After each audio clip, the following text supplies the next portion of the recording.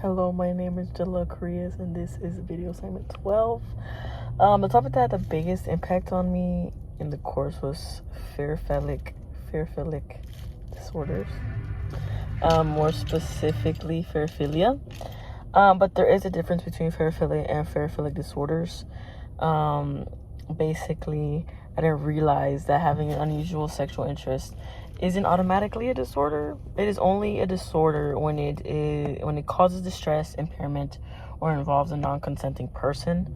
That distinction made me see that not everything labeled strange is actually harmful. It's just curiosity. It's just people dabbling in things they shouldn't, as in things that are against social norm, which can be seen as unusual or weird. Exploring the different types of paraphilic disorders also stood out to me. Disorders like fetishes. I cannot say half of these. Sexual sadism, sexual masochism, and especially pedophilic disorder all involve very different behaviors, but the common factor of them all is harm, lack of consent, and a significant distress, like how it causes other person distress or them distress. The material showed how complex these behaviors are and how they can come from a mix of biological factors, genetics, childhood experiences, and behavioral conditioning, which means that there isn't just one simple explanation. There's many reasons why people have these disorders or have these issues or are into unusual sexual things.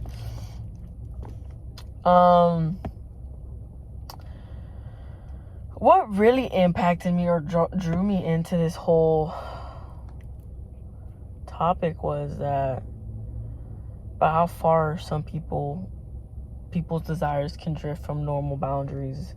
It made me reflect on how powerful sexual urges can be and how without control they can push someone to ignore morals, beliefs, and consequences. It's surprising and honestly disturbing that some individuals can live with these urges without feeling disgust or shame. I have seen that there is treatments for this, which is cognitive behavioral therapy, SSRIs, or anti-androgen medication, which basically reduces their sexual urges and basically helps them in a biological sense, not in a mental sense. In a physical sense, they're helped because sexual urges are calmed down, but it does not change the underlying desires completely. Like, it doesn't change them. It doesn't change their ideology. It doesn't change their mindset. It only stops them from having urges. Doesn't mean they don't think about it. That idea really made me think about how difficult managing disorders must be for both the person and for society, which is true. It's so hard to change someone from the root of who they are. Like, if this disorder is who they are, who they warp their identity around, then how can we stop them if that's who they are? Their identity. But as someone who is spiritual, this topic made me question whether these behaviors are purely psychological or there's also a deeper spiritual conflict happening within these individuals. It made me see crime and offenders differently, not just as people who make bad decisions or choices, but as individuals who may be struggling with urges they don't fully understand or control. This topic stood out to me because it challenges how I view deviance, morality, and line between mental disorder and criminal behavior.